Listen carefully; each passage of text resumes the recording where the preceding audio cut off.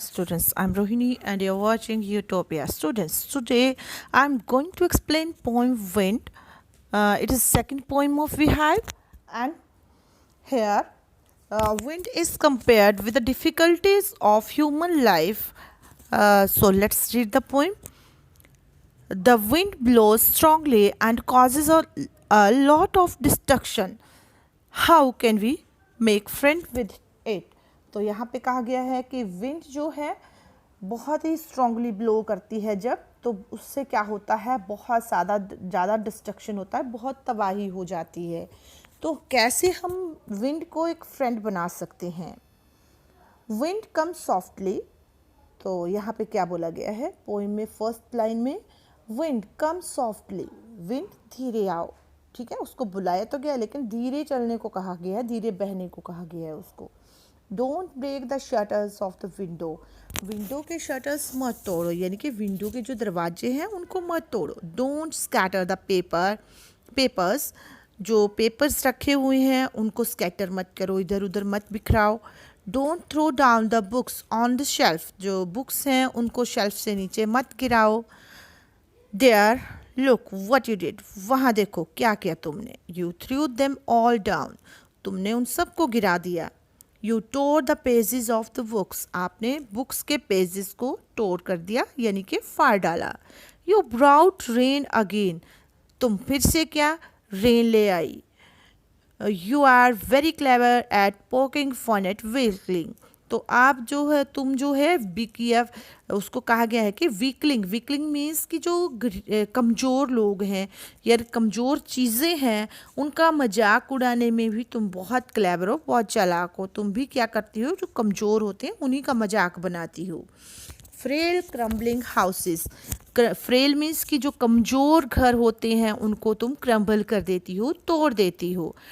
Crumbling door, कमज़ोर दरवाज़ों को तोड़ देती हो। क्रम्बलिंग राफ्टर है मीन्स की जो शहतीर होती हैं तो उनको, कमज़ोर जो शहतीर होते हैं उनको तोड़ देती हो। क्रम्बलिंग वुड्स, जो कमज़ोर लकड़ियाँ होती हैं उनको तोड़ देती हो।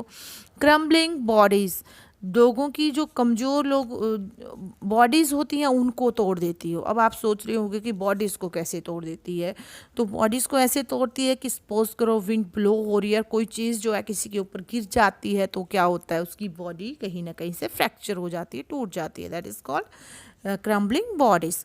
क्रम्बलिंग लाइफ्स, लोगों की लाइफ को तोड़ देती हो। लाइफ्स मीन्स कि कई बार क्या होता है, विंड बहुत ही फास्ट मूव करती है, बहुत तेज़ी से बहती है, ब्लो करती है, और तेज़ी से बहने से क्या होता है, लोगों की लाइफ जो है वो भी क्या हो जाती है, टूट जाती है, यानी कि बहुत सारे लोग जो हैं वो मर भी जाते हैं तूफान में।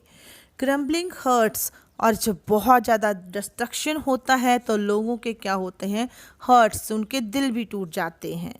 The wind god winnows and crushes them all, तो विंड का जो देवता होता है वो सिर्फ कमज़ोर लोगों को क्या कर देता है, विनोज मीन्स की फटक देता है और उनको क्रश कर देता है। Won't do what you tell him, उसको कोई फ़र्क नहीं पड़ता कि आप क्या चाहते हैं। ठीक है, so let's build strong homes, इसलिए आओ अपने घरों को स्ट्रॉन्ग बनाए। Let's join the door formally, जो डोर हैं उनको जो है मजबूती से जोड़ें। Practice to firm the body, अपनी बॉडी को स्ट्रॉन्ग बनाए। Make the heart steadfast, अपने हर्ट मजबूत बनाए। Do this and the wind will be friends with us, ये सब जब हम करेंगे तो जो विंड है वो हमारी फ्रेंड बन जाएगी। The wind blows out weak fires, तो विंड जो है वो जो वीक फायर होती है, वीक फायर मीन्स कि सपोज करो कैंडल है, जब कैंडल जली हुई है, ठीक है, तो वो क्या होती है, वो वीक होती है, उसको वीक फायर हम कह सकते हैं। और वीक फायर को क्या करती है, हवा का एक झोंका तक उसको क्या कर देता है, ब्लो आउट कर देता है, उसको बुझा देता है। He makes strong fire roars and flourish, लेकिन जो स्ट्रॉन्ग फायर होती है, यानी कि कोई बहुत ज़्यादा, मानो कि जो स्ट्रॉन्ग फायर होती है, जैसे कई बार जंगल में आग लग जाती है, ठीक है, तो बाई चांस अगर आग लग जाए और ऊपर से क्या हो जाए, हवा चल पड़े तेज़ी से, तो वो आग क्या करती है, बहुत ज़्यादा तेज़ी से रोर करती है, दहाड़ते हुए वो आग जो है बहुत ज़्यादा फ्लरिश करती है। यानी फ्लरिश मीन्स कि वहाँ पे तेज़ी से बहती है और आगे से आगे जो है जंगल को जलाती जाती है, ठीक है, तो उसको और ज़्यादा फ्लरिश करती है। हिज फ्रेंडशिप इज़ गुड, तो विंड की जो फ्रेंडशिप है वो अच्छी है। We praise him every day, और अगर हम उसके फ्रेंड बन जाएंगे तो हर दिन उसकी प्रेज करेंगे, ठीक है। और उसके फ्रेंड कैसे बन सकते हैं, ये भी आपको बताया है कि हम अपने स्ट्रॉन्ग होम बनाए, अपने जो डोर हैं उनको स्ट्रॉन्ग बनाए, अपनी बॉडी स्ट्रॉन्ग बनाए। ओके, सो इस तरह से क्या होता है, विंड हमारी फ्रेंड बन जाएगी। So this is all about the poem. Poem is written by Subramania Bharati, और इसका जो तमिल ट्रांसलेशन है वो ए.के. रामानुजन ने किया है। सो ये तो पोएम की होगी explanation. Now let's see the rhyme scheme. So rhyme scheme को फाइंड आउट करने के लिए आपको पहले भी मैंने बताया था कि राइम स्कीम जब हम फाइंड आउट करते हैं तो सबसे पहले हम जो कोई भी लाइन होती है उसका लास्ट वर्ड में जो राइमिंग वर्ड है पहले वो फाइंड आउट करते हैं। तो यहाँ पे जब हम देखते हैं, the wind come softly, don't break the shutters of the windows, don't scatter the papers, softly windows papers. तो यहाँ पे क्या है, एक भी वर्ड्स दूसरे के साथ राइम नहीं हो रहा है। सो इट मीन्स कि ये पोइम क्या है, ब्लैंक वर्स में लिखी गई है। जब कोई भी वर्ड जो है राइमिंग वर्ड हमें नहीं मिलता है तो ये ब्लैंक वर्स में लिखी होती है। Now let's see the figure of speech that used in the poem. तो figure of speech, first figure of speech तो यही है कि विंड पर्सोनिफिकेशन को बोला, पर्सोनिफिकेशन जो है विंड का किया गया है यहाँ पे।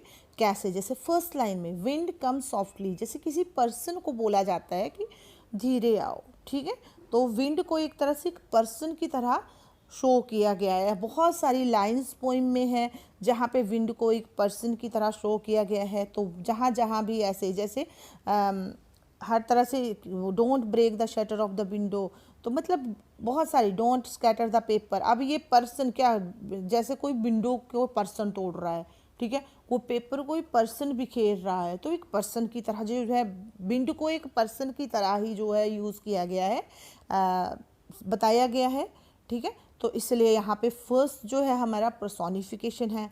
सेकंड क्या है हमारा, सेकंड जो फिगर ऑफ स्पीच है, don't break the shutter of the window, don't scatter the papers, don't throw down the books on shelves। तो यहाँ पे don't 3 टाइम यूज़ किया गया है, यानी कि ये तीनों ही लाइंस जो हैं सेम वर्ड से स्टार्ट हो रही हैं और यहाँ पे 3 टाइम सेम वर्ड का यूज़ किया गया है, ठीक है। ये स्टार्टिंग में जब सेम वर्ड से लाइन स्टार्ट होती हैं तो क्या होता है, उसको क्या कहा जाता है, एनाफोरा कहा जाता है। तो यहाँ पे क्या किया गया है, ये देखिए यहाँ पे ये जो है डोंट ये एनाफोरा का यूज़ किया गया है।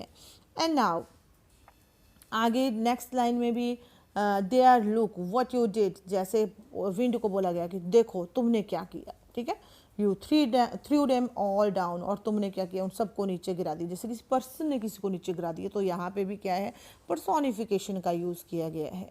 नेक्स्ट क्या है, you tore the pages of the books. अब यहाँ पे भी 3 लाइन्स में यू जो किया गया है, तो ये फिर से क्या हो गया, एनाफोरा का यूज़ हो गया, ठीक है। अब याद रखना है आपने कि जब जो स्टार्टिंग वर्ड होता है उससे जो अगर 2-3 लाइन सेम वर्ड से अगर थ्रू 2-3 लाइन्स में सेम वर्ड्स यूज़ होते हैं तो वहाँ पे एनाफोरा का यूज़ होता है। आगे क्या है, आगे कहा गया है frail crumbling houses, crumbling doors. तो यहाँ पे क्रम्बलिंग ये वर्ड जो है बार बार रिपीट किया गया है। वर्ड जब पूरे का पूरा वर्ड रिपीट किया गया है तो उसको क्या बोलेंगे, रिपीटेशन का यूज़ यहाँ पे किया गया है। ओके, एंड नेक्स्ट जो हमारी है उसमें क्या किया गया है, the wind god winnows and crushes them all. तो विंड विनोज यानी कि डब्ल्यू का 2 टाइम यूज़ किया गया है। तो ये क्या है, ये तो सिर्फ एक कॉन्सोनेंट का वर्ड है, तो कॉन्सोनेंट डब्ल्यू यूज़ किया गया है, तो ये हमारा हो गया एरिटेशन। Okay, in the same way next किया गया है आगे भी क्या है, विंड को मतलब कि क्या है, या पर्सोनिफिकेशन तो मैक्सिमम होल जो पोइम है हमारी उसी में पर्सोनिफिकेशन का यूज़ किया गया है, तो ये आपने ध्यान से देखना है। और उसमें क्या है, एलिटेशन पर्सोनिफिकेशन याद रखना है आपने, एलिटेशन पर्सोनिफिकेशन एनाफोरा और रिपीटेशन का जो यूज़ है वो इसमें किया गया है। तो ये मैंने आपको क्लियर कर दिया कि कहाँ कहाँ पे कौन कौन से वर्ड्स का यूज़ किया गया है। ठीक है, अब जैसे देखिए, do this and wind will be the friend with us, तो यहाँ पे भी WWW जो है इस लाइन में, ये देखिए विंड विल बी विद, तो यहाँ पे भी WW का यूज़ किया गया है, तो इट मीन्स कि क्या है, ये भी यहाँ पे भी हमें एलिट्रेशन का यूज़ किया गया है। All about the figure of speech that used in the poem. Okay, I hope you understood the point properly. Thank you and have a nice day.